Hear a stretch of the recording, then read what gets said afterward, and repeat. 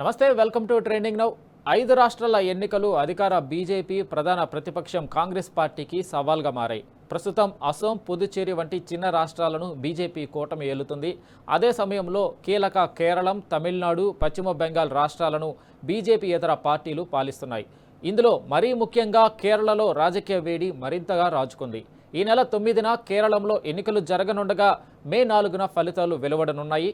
ముఖ్యమంత్రి పినరయి విజయన్ నేతృత్వంలోని ఎల్డీఎఫ్ ప్రభుత్వం వరుసగా మూడోసారి విజయం సాధించి హ్యాట్రిక్ కొట్టాలని ఉవ్విళ్లూరుతుంది. తాము చేసిన సంక్షేమమే తమను గెలిపిస్తుందని ధీమా వ్యక్తం చేస్తుంది. అధికార పార్టీపై ఉన్న అసంతృప్తిని సొమ్ము చేసుకోవాలని విపక్ష యూడీఎఫ్ కత్తులు నూరుతుంది.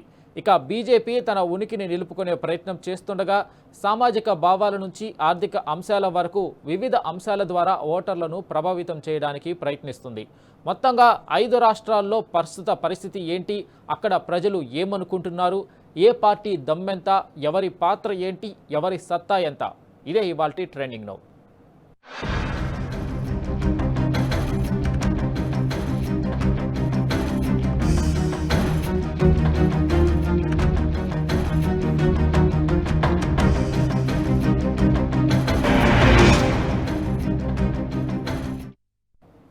మొదటగా కేరళకు వెళ్దాం. అక్కడ ఈ నెల 9న ఎన్నికలు జరగనున్నాయి. అయితే దేశంలోని ఉనికి కోల్పోయిన వామపక్షాలకు కేరళలో అధికారాన్ని నిలబెట్టుకోవడం కత్తిమీద సామే. ఎందుకంటే 10 ఏళ్లుగా ప్రతిపక్షంగా మిగిలిపోయిన కాంగ్రెస్ నేతృత్వంలోని యూడీఎఫ్ ఈసారి అధికారాన్ని దక్కించుకోవడానికి అరులు చేస్తుంది. ముఖ్యంగా కాంగ్రెస్ ఉనికి కూడా దేశంలో 3 రాష్ట్రాలకే పరిమితం కావడంతో తమ బలాన్ని పెంచుకోవాల్సిన అవసరం ఏర్పడింది. బీజేపీ అయితే తొలిసారిగా కొన్ని సీట్లైనా దక్కించుకొని కేరళంలో బోనీ కొట్టాలని చూస్తుంది. కాకపోతే అదంతా ఈజీగా ఏమీ లేదు. ప్రభుత్వ వ్యతిరేక ఓట్లపై గురిపెట్టిన కాంగ్రెస్ రేవంత్ పచ్చి ప్రేలాపనలతో పూర్తిగా విశ్వాసం కోల్పోయింది.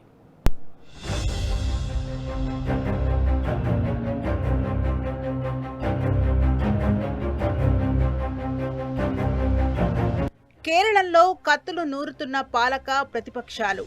రాజకీయంగా, సామాజికంగా చైతన్యవంతమైన కేరళం. ఈసారి అత్యంత ఆసక్తిని రేకెత్తిస్తున్న కేరళం అసెంబ్లీ ఎన్నికలు. నువ్వా నేనా అన్న రీతిలో తలపడుతున్న ఎల్డీఎఫ్, యూడీఎఫ్ మధ్యలో నేనేం తక్కువ కాదంటూ కత్తులు దూస్తున్న కమలం. అబద్ధాల మీద అబద్ధాలతో ప్రచారాన్ని హోరెత్తించిన హస్తం. ఈసారి విజయన్ను మరోసారి విజయం వరిస్తుందా? ఎలాగైనా గెలిచి కాంగ్రెస్ మరో రాష్ట్రాన్ని గెలుచుకుంటుందా? పుంజుకున్న బీజేపీ ఎన్ని సీట్లలో ప్రభావం చూపించనుంది?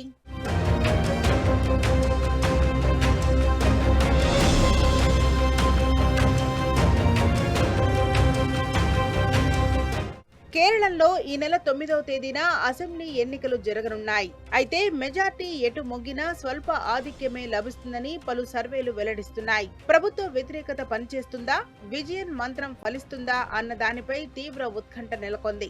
కేరళ ప్రజలు ఎల్డీఎఫ్, యూడీఎఫ్ లకు చెరోసారి అవకాశం ఇస్తూ వస్తుండేవారు. దీనిని బట్టి ప్రభుత్వ వ్యతిరేకత ప్రతిపక్షానికి లభిస్తుందని భావిస్తుంటారు. అయితే ఆ సంప్రదాయాన్ని కాదని గత అసెంబ్లీ ఎన్నికల్లో ఎల్డీఎఫ్ ను వరుసగా రెండోసారి గెలిపించారు. 2016 నుంచి 2026 దాకా అధికారంలో ఉంది. ఇప్పుడు ఆ ప్రభుత్వ వ్యతిరేక వేడి కొద్దిగా కనిపిస్తోంది. సర్వేల ప్రకారం ఈ అంశం వాస్తవంగా కనిపిస్తున్నా పరిస్థితి అంత స్పష్టంగా లేదు. ఉచితాలు, సుపరిపాలన మధ్య ప్రజలు ఎటూ తేల్చుకోలేకపోతున్నారు. అయితే సుపరిపాలన, ఉపాధి, మౌలిక వస్తువులను వారు కోరుకుంటున్నారు.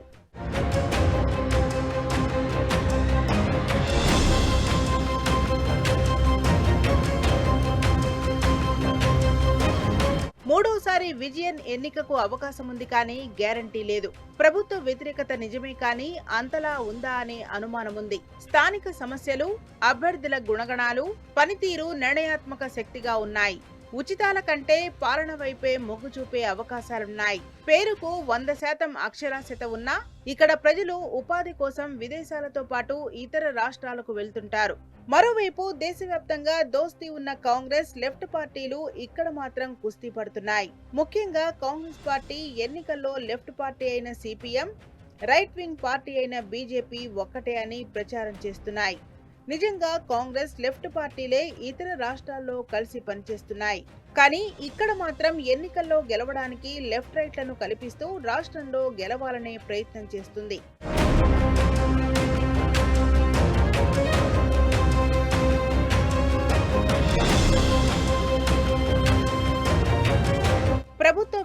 వ్యతిరేకతను అధిగమించి విజయం సాధిస్తామనే ధీమాతో ఎల్డీఎఫ్ ఉంది. సంక్షేమ పథకాలైన పింఛన్లు, ఆరోగ్య సేవలు, వరదలు, కోవిడ్ సమయంలో సంక్షోభాన్ని విజయవంతంగా ఎదుర్కొన్న తీరు తమను గట్టెక్కిస్తాయని ఆ కూటమి భావిస్తోంది. పార్టీకున్న బలమైన కేడర్ అదనపు లాభంగా ఉంది. విజయన్ నాయకత్వము సహకరించే అవకాశముంది.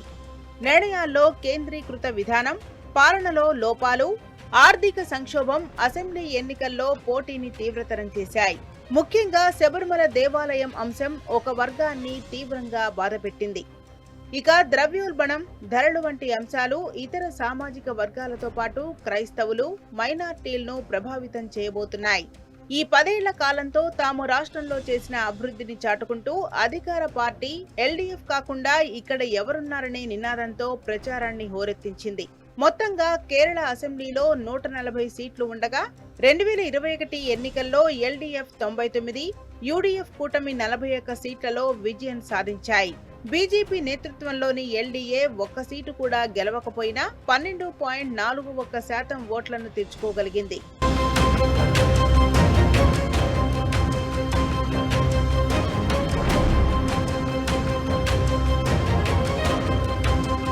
కాకపోతే అధికార ఎల్డీఎఫ్ కు అనూహ్యంగా ఈ ఎన్నికల్లో రెబల్స్ బెడద తీవ్రంగా ఉంది. మాజీ మంత్రి, సీనియర్ సిపిఎం నేత జి సుధాకరన్ పార్టీకి గుడ్ బై చెప్పారు. తాను అలప్పుజాలోని అంబల్పూజ నియోజకవర్గం నుంచి స్వతంత్ర అభ్యర్థిగా పోటీ చేస్తానని ప్రకటించారు. సిపిఎం మాజీ ఎమ్మెల్యే పీకే శశిని పార్టీ బహిష్కరించింది. దీంతో అతడు పాలక్కాడ్లో రెబల్స్ తో సమావేశం నిర్వహించారు. అతను కూడా ఈ ఎన్నికల్లో రెబల్ గా దిగాడు. గతంలో ఎల్డీఎఫ్ మద్దతు పొందిన మాజీ ఎమ్మెల్యే పివి అనవ్ ఈసారి యూడీఎఫ్ మద్దతుతో రంగంలోకి దూకాడు.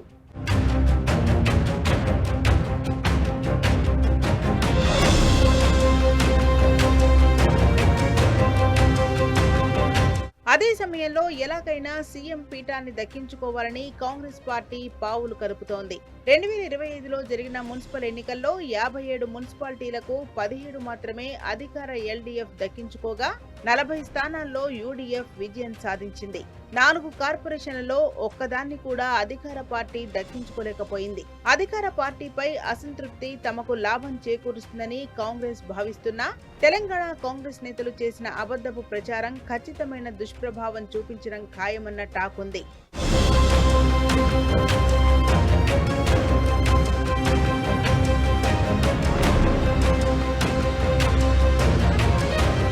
మొత్తంగా వరుసగా 10 ఏళ్ల పాటు అధికారంలో ఉండడంతో ఎల్డీఎఫ్ సర్కార్పై ప్రజల్లో నెలకొన్న వ్యతిరేకత, దశాబ్దాలుగా ఈ 2 కూటముల మధ్య కేంద్రీకృతమైన ఆధిపత్యానికి గండికొట్టే ప్రయత్నాల్లో ఉన్న ఎన్డీఏ వెరసి కేరళలో ఈసారి అసెంబ్లీ ఎన్నికలు రసవత్తరంగా సాగే అవకాశాలే కనిపిస్తున్నాయి.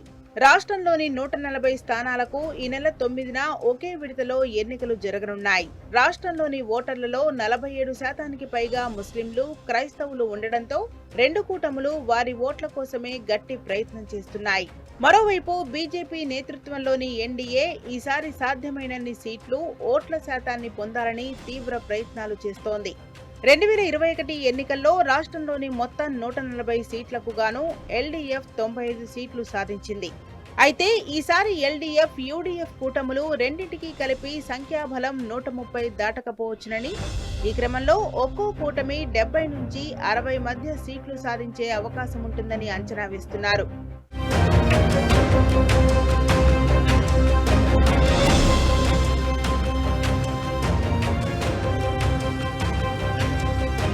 రాష్ట్రంలో 10 ఏళ్లుగా ఎల్డీఎఫ్ అధికారంలో ప్రభుత్వ వ్యతిరేకతను ఉపయోగించుకోవడంలో కాంగ్రెస్ నేతృత్వంలోని యూడీఎఫ్ ఎంత మేరకు సఫలమవుతుందన్న విషయంపై రాజకీయ వర్గాల్లో చర్చ జరుగుతోంది.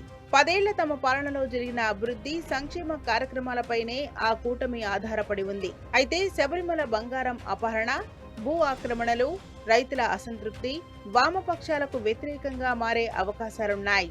పైగా మహిళలకు పెద్దగా ప్రాతినిధ్యం లేకపోవడం, కేసీ వేణుగోపాల్కు సన్నిహితులైన వారికే 60% పైగా టికెట్లు కేటాయించడం పైన అసంతృప్తి వ్యక్తమవుతోంది. పలువురు తిరుగుబాటు అభ్యర్థులను వేణుగోపాల్ స్వయంగా కలిసి శాంతింపజేసే ప్రయత్నం చేసినా ఫలితం అంతగా కనిపించడం లేదు.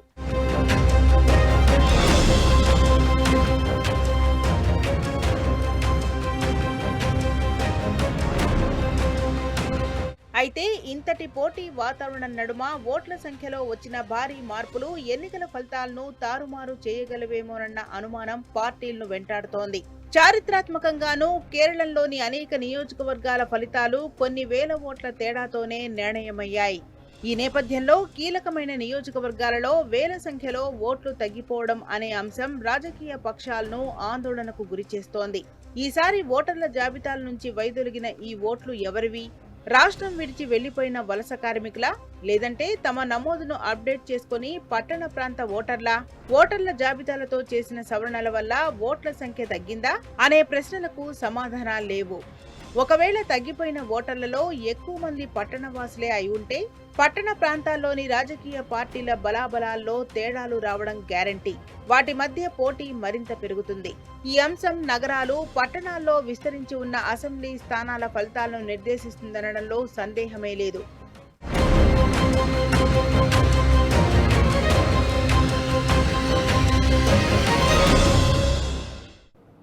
మరి ఇవన్నీ ఎలా ఉన్నా కేరళం మైనార్టీలు ఎటువైపు, యూడీఎఫ్ వైపు మొగ్గు చూపుతారా, ఎల్డీఎఫ్ను ఆదరిస్తారా? ఎందుకంటే కేరళం జనాభాలో 45% ముస్లింలు, క్రైస్తవులే ఉన్నారు. ఆ వర్గాల ఓట్ల కోసం ఎల్డీఎఫ్, యూడీఎఫ్ ఫైట్ చేస్తున్నాయి. వారి చుట్టూనే ప్రధాన కూటముల రాజకీయాలు నడుస్తున్నాయి. ఇప్పుడు కేరళలోని అన్ని రాజకీయ పార్టీల ఫోకస్ మైనార్టీ వర్గాలపైనే ఉంది. ఎందుకంటే ఎన్నికల ఫలితాలను డిసైడ్ చేయడంలో ఆ వర్గాలదే అత్యంత కీలక పాత్ర. కేరళం జనాభాలో 27% మంది ముస్లింలు,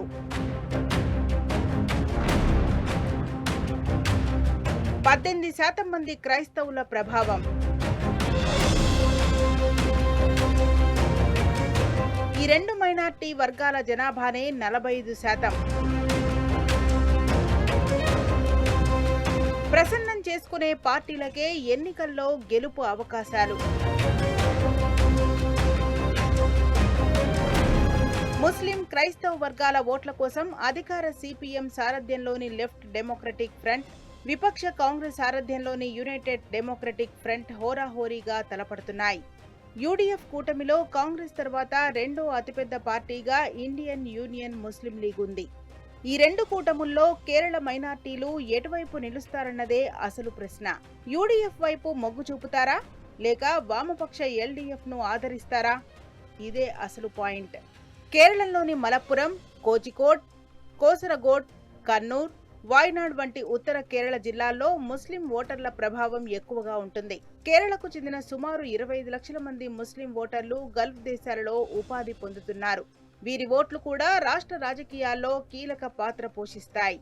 యూడీఎఫ్ కూటమిలోని ఇండియన్ యూనియన్ ముస్లిం లీగ్ పార్టీకి మలప్పురం, కోజికోడ్, వాయనాడ్, కన్నూర్, కాసరగోడ్ జిల్లాల్లోని ముస్లిం జనాభాలో గణనీయమైన పట్టుంది.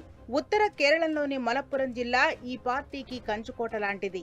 ఈ పార్టీ 2021 అసెంబ్లీ ఎన్నికల్లో 25 స్థానాల్లో పోటీ చేసి 15 స్థానాలను, 2016లో 18 స్థానాలను గెలుచుకుంది. సాంప్రదాయకంగా ముస్లిం ఓటర్లు కాంగ్రెస్ నేతృత్వంలోని యునైటెడ్ డెమోక్రటిక్ ఫ్రంట్ కు మద్దతుగా ఉండేవారు. అయితే ఇటీవల జరిగిన లోక్సభ, స్థానిక సంస్థల ఎన్నికల్లో లెఫ్ట్ డెమోక్రటిక్ ఫ్రంట్ కూడా వీరి మద్దతును పొందగలిగింది.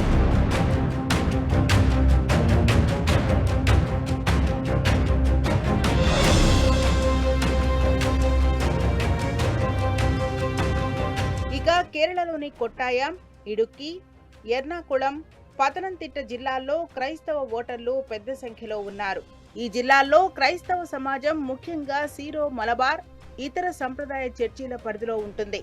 ఎర్నాకుళం అనేది జోకోబైట్ చర్చిలకు బలమైన కేంద్రం. పతనంతిట్ట, తిరువనంతపురం జిల్లాల్లోనూ గణనీయమైన సంఖ్యలో చర్చ్ ఆఫ్ సౌత్ ఇండియా, ఇతర ప్రొటెస్టెంట్ క్రైస్తవులు ఉన్నారు. కొట్టాయం, ఇడుక్కి, ఎర్నాకుళం, త్రిశూర్ జిల్లాల్లో సగటున 36% పైగా క్రైస్తవ జనాభాతో ఎన్నికల్లో గెలుపోటములను నిర్ణయించే కీలక పాత్రను పోషిస్తాయి.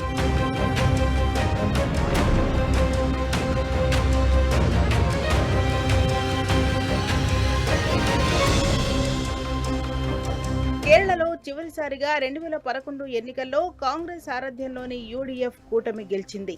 అయితే అతి స్వల్పంగా 7 అసెంబ్లీ సీట్ల తేడాతో ఆ విజయం లభించింది. రెండో స్థానంలో ఎల్డీఎఫ్ కూటమి నిలిచింది. ఇక 2016 నుంచి కేరళలో జరిగిన శాసనసభ ఎన్నికల్లో వరుసగా 2 సార్లు లెఫ్ట్ డెమోక్రటిక్ ఫ్రంట్ కూటమి విజయం సాధించింది. పినరయ్ విజయన్ ముఖ్యమంత్రిగా బాధ్యతలు చేపట్టారు. వరుసగా మూడోసారి ఎన్నికల్లో గెలవాలనే పట్టుదలతో ఎల్డీఎఫ్ కూటమి ఉండగా కనీసం ఈసారైనా విజయాన్ని సాధించాలనే సంకల్పంతో యూడీఎఫ్ కూటమి ఉంది.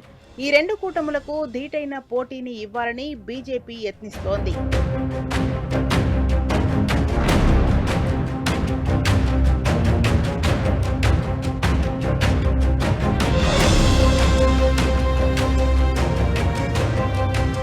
కూటమి కేరళలో అధికారానికి దూరం కావడానికి చాలానే కారణాలున్నాయి.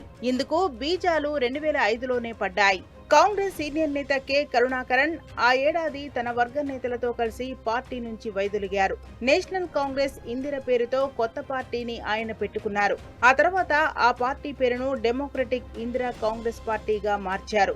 తొలుత ఈ పార్టీ వామపక్ష ఎల్డీఎఫ్ కూటమితో చేతులు కలిపింది. 2008లో కరుణాకరన్ తన కుమారుడు కె మురళీధరన్ తో కలిసి తిరిగి మాతృ సంస్థ అయిన భారత జాతీయ కాంగ్రెస్ లోనే చేరారు. ప్రస్తుతం కరుణాకరన్ కుటుంబ సభ్యులలో కె మురళీధరన్ కాంగ్రెస్ పార్టీలో ఉండగా ఆయన కుమార్తె పద్మజ వేణుగోపాల్ మార్చి 2024లో బీజేపీలో చేరారు.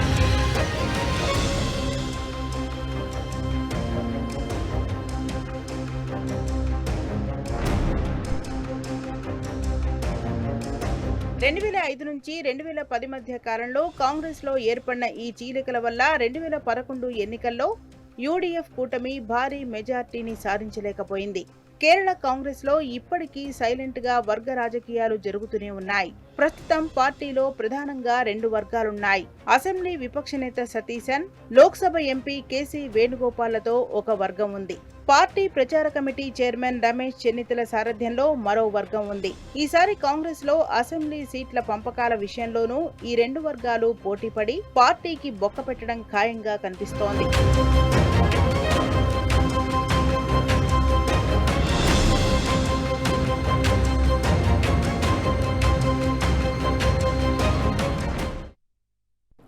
ఇలా ఒక్క కేరళం ఒక్కటే కాదు, మిగిలిన 4 రాష్ట్రాల్లో ఎన్నికలు రసవత్తరంగా సాగుతున్నాయి. పశ్చిమ బెంగాల్, తమిళనాడు, అసోం, పుదుచ్చేరి రాష్ట్రాల్లో అసెంబ్లీ ఎన్నికల వేడి పెరుగుతుంది. పశ్చిమ బెంగాల్లో దీదీ వర్సెస్ మోదీ మధ్య పోరు తారస్థాయికి చేరింది. తమిళనాడులో విజయ్ రాజకీయ ఎంట్రీతో పోటీ రసవత్తరంగా మారింది. ఇక కేరళలో వామపక్షాలు హ్యాట్రిక్ లక్ష్యంగా ఉంటే కాంగ్రెస్ ప్రతిఘటనలో ఉంది. అసోం, పుదుచ్చేరిలో ఎన్డీఏ కాంగ్రెస్ కూటముల మధ్య పోటీ నెలకొంది. ఓవరాల్గా ఈ 5 రాష్ట్రాల ఎన్నికల ఫలితాల కోసం దేశం మొత్తం ఆసక్తిగా ఎదురుచూస్తుంది.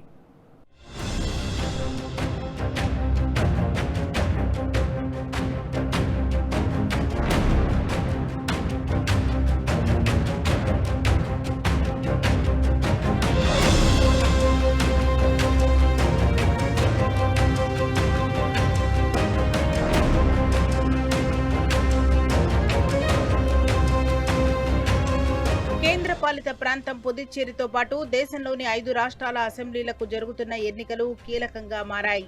ముఖ్యంగా ఆయా రాష్ట్రాల్లో అధికారంలో ఉన్న ప్రస్తుత ముఖ్యమంత్రులకు ఈ ఎన్నికలు సవాల్ విసురుతున్నాయి. పుదుచ్చేరి ముఖ్యమంత్రి రంగస్వామి మినహా మిగిలిన 4 నేతలకు జాతీయ రాజకీయాలను ప్రభావితం చేసే నేపథ్యం ఉండడంతో ఎన్నికలు తీవ్ర ఉత్కంఠను రేకెత్తిస్తున్నాయి.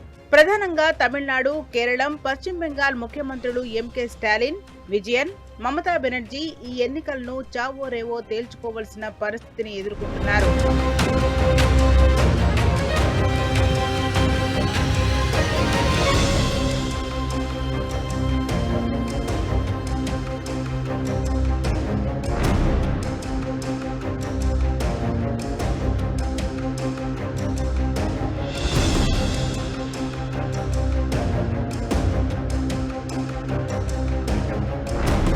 ప్రస్తుతం ఎన్నికలు జరుగుతున్న 5 రాష్ట్రాల్లో పుదుచ్చేరి కేంద్రపాలిత ప్రాంతం అయినప్పటికీ అక్కడి ఎన్నికపైన జాతీయ స్థాయిలో ఆసక్తి నెలకొంది. ఇక బీజేపీకి అందని ద్రాక్షగా మిగిలిపోయిన బెంగాల్, తమిళనాడు, కేరళ రాష్ట్రాల్లో ఈసారి ప్రస్తుత ప్రభుత్వాలను గద్దెదించాలనే పట్టుదలతో కాషాయ దళం పనిచేస్తోంది. బెంగాల్, తమిళనాడు రాష్ట్రాల్లో ఎన్నికలను ప్రధాని మోదీ, హోంమంత్రి అమిత్ షా వ్యక్తిగత ప్రతిష్టగా మార్చుకున్నారు. దీంతో జాతీయ స్థాయిలో ఆ రెండు రాష్ట్రాల ఎన్నికలు హాట్ టాపిక్ గా మారాయి. ఇక అసోం ముఖ్యమంత్రి హిమంత బిశ్వ శర్మ జోరుకు బ్రేక్ వేసేలా కాంగ్రెస్ పార్టీ వ్యూహాత్మకంగా అడుగులు వేస్తోంది. దీంతో అసోం అసెంబ్లీ పోరు తీవ్ర ఉత్కంఠ రేపుతోంది. బెంగాల్ రాష్ట్రాన్ని 15 ఏళ్లుగా పాలిస్తున్న ముఖ్యమంత్రి మమతా బెనర్జీ మరోసారి గెలవాలని కంకణం కట్టుకుని పనిచేస్తున్నారు. అయితే ఆమె జోరుకు బ్రేకులు వేసేలా బీజేపీ వ్యూహాత్మకంగా పావులు కదుపుతోంది. బీజేపీ ముఖ్యమంత్రి అభ్యర్థి సువేందు అధికారిని ముందు పెట్టి ప్రధాని మోదీ, హోంమంత్రి అమిత్ షా బెంగాల్ పై గట్టి ప్రణాళికలు రచిస్తున్నారు. దీంతో కేంద్రాన్ని ఎదుర్కొని అధికారాన్ని నిలబెట్టుకోవడం మమతా బెనర్జీకి కత్తి మీద సాములా మారింది. ఇప్పటికే కేంద్ర సంస్థల నుంచి సుప్రీంకోర్టు వరకు బెంగాల్ ప్రభుత్వంపై గుర్రుగా ఉన్నట్లు వస్తున్న కథనాలు ఎన్నికలను మరింత రసవత్తరంగా మార్చేస్తున్నాయి.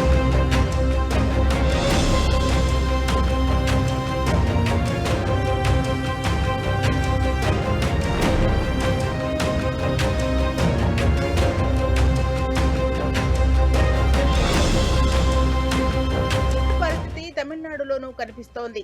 ఇక్కడ బీజేపీకి పెద్దగా బలం లేకపోయినా ఆ పార్టీ భాగస్వామిగా ఉన్న ఏఐడీఎంకే కూటమిని అధికారంలోకి తేవాలని బీజేపీ పెద్దలు స్కెచ్ వేస్తున్నారు. 5 ఏళ్లుగా అధికారంలో ఉన్న ముఖ్యమంత్రి ఎంకే స్టాలిన్ మరోమారు ప్రభుత్వాన్ని నిలబెట్టుకోవడానికి తీవ్రంగా శ్రమిస్తున్నారు. జాతీయ స్థాయిలో కాంగ్రెస్ పార్టీకి గట్టి మద్దతుదారుగా ఉన్న స్టాలిన్ ను పదవీచ్యుతుడిగా చేయాలని బీజేపీ అన్ని విధాలా ప్రయత్నిస్తోంది. ఇక ఈ రాష్ట్రంలో తాజా రాజకీయ సంచలనంగా భావిస్తున్న సినీ నటుడు దళపతి విజయ్ ప్రారంభించిన పార్టీ కూడా ఎన్నికలను ప్రభావితం చేస్తోంది. దీంతో ముఖ్యమంత్రి స్టాలిన్ ముప్పేట దాడిని ఎదుర్కొంటున్నారు.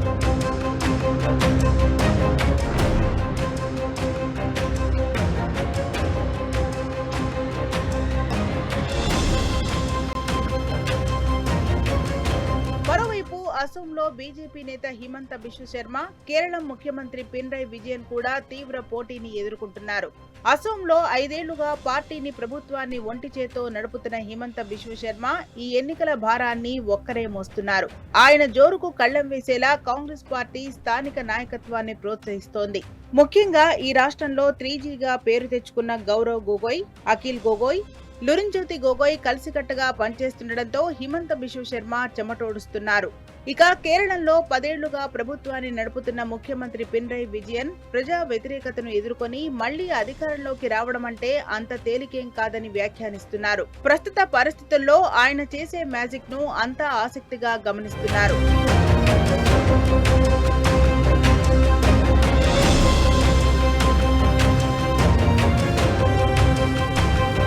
4 పెద్ద రాష్ట్రాల్లో ఎన్నికల పోరు ఈ విధంగా సాగుతుండగా కేంద్రపాలిత ప్రాంతం పుదుచ్చేరిలో సైతం ప్రజానాడి అంతుచిక్కని విధంగా ఉంది. సినీ నటుడు విజయ్ ప్రారంభించిన టీవీకే ఇక్కడ 30 స్థానాల్లో పోటీ చేస్తోంది. దీంతో ఫలితాలపై అంచనా వేయటం కష్టంగా ఉంది. ప్రధానంగా ముఖ్యమంత్రి రంగస్వామి నాయకత్వానికి ఈ ఎన్నికలు పరీక్ష పెడుతున్నాయి. పుదుచ్చేరి చరిత్రలో ఎక్కువ కాలం ముఖ్యమంత్రిగా పనిచేసిన రంగస్వామికి ఈసారి నిరుద్యోగం, పెరుగుతున్న జీవన వ్యయం, మౌలిక సదుపాయాల లేమి వంటి అంశాలు సవాల్ విసురుతున్నాయి. వీటిని అధిగమించి 5వసారి ముఖ్యమంత్రి కావాలని రంగస్వామి ప్రయత్నిస్తున్నారు. మొత్తానికి 5 రాష్ట్రాల్లో పోరు తీవ్ర ఉత్కంఠగా సాగుతుందన్న విషయం స్పష్టంగా అర్థమవుతుంది.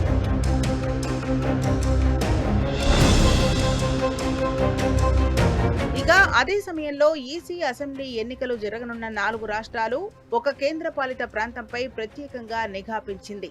షెడ్యూల్ విడుదలైన నాటి నుంచి 650 కోట్లకు పైగా విలువైన నగదు, మాదక ద్రవ్యాలు, మద్యం స్వాధీనం చేసుకుంది.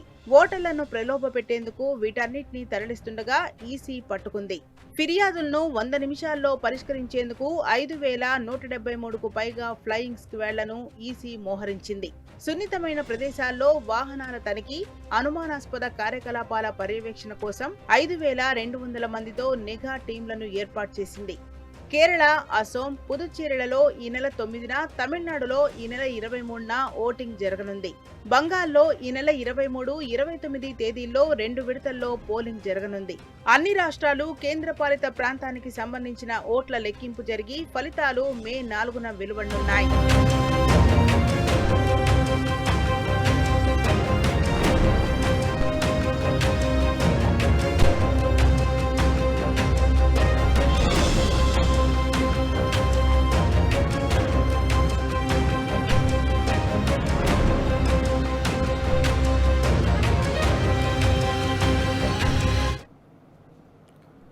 మొత్తంగా 5 రాష్ట్రాల తీర్పు భారత రాజకీయ ముఖ చిత్రాన్నే మార్చే అవకాశాలు ఎక్కువగా ఉన్నాయి. ఎందుకంటే ప్రాంతీయ పార్టీల ఆధిపత్యం ఉన్న రాష్ట్రాల్లో జాతీయ పార్టీలు ఏ మేరకు పాగా వేస్తాయన్నది ఆసక్తికరం. సాధారణంగా కేరళలో 5 ఏళ్లకొకసారి ప్రభుత్వం మారుతుండడం అక్కడి సాంప్రదాయం. కానీ గత ఎన్నికల్లో పినరయి విజయన్ ఆ సాంప్రదాయాన్ని చెరిపివేశారు. వరుసగా మూడోసారి అధికారంలోకి వచ్చి హ్యాట్రిక్ సాధించాలని ఎల్డీఎఫ్ చూస్తుంది. మరోవైపు కాంగ్రెస్ నేతృత్వంలోని యూడీఎఫ్ ఈసారి ఎలాగైనా అధికారం దక్కించుకోవాలని పట్టుదలతో ఉంది. బీజేపీ ఇక్కడ బలమైన మూడో శక్తిగా ఎదగడానికి ప్రయత్నిస్తుంది. త్రిముఖ పోటీ జరిగే కొన్ని నియోజకవర్గాల్లో బీజేపీ ఓట్లు ఎవరిని ముంచుతాయో అన్నది కీలకం. మరోవైపు దక్షిణాదిన తమిళనాడులో రాజకీయ సమీకరణాలు పూర్తిగా మారిపోయాయి. అధికార డీఎంకే కూటమి పటిష్టంగా ఉన్నట్లు కనిపిస్తున్నప్పటికీ సూపర్ స్టార్ విజయ్ రాజకీయ ప్రవేశం తమిళగ వెట్రి కజగం రూపంలో కొత్త సవాలును విసిరింది. అన్నా డీఎంకే తన ఉనికిని కాపాడుకునే ప్రయత్నంలో ఉండగా విజయ్ రాకతో ఇక్కడ ముక్కోణపు పోటీ నెలకొంది. విజయ్ వైపు మళ్లుతున్న యువత ఓట్లు ఎవరి గెలుపును అడ్డుకుంటాయో అన్నది ఇప్పుడు $1 మిలియన్ ప్రశ్న. అటు పుదుచ్చేరిలో కూడా ఇదే విధమైన కూటముల పోరు సాగుతుంది. డీఎంకే కూటమిలో కాంగ్రెస్, అన్నా డీఎంకే కూటమిలో బీజేపీ ఉన్నాయి. అటు ప్రతి రాష్ట్రంలోనూ స్థానిక సమస్యలతో పాటు జాతీయ అంశాలు కూడా ఓటర్లపై ప్రభావం చూపుతున్నాయి. అందుకే ఈ ఎన్నికల ఫలితాలు అటు అధికార పక్షానికి, ఇటు విపక్ష కూటమికి ప్రతిష్టాత్మకం కానున్నాయి. మరి ప్రాంతీయ పార్టీల పట్టు నిలుస్తుందా లేదా జాతీయ పార్టీలు తమ ప్రభావం చూపిస్తాయా? Wait and see. ఇది ఇవాల్టి trending now. Keep watching T news.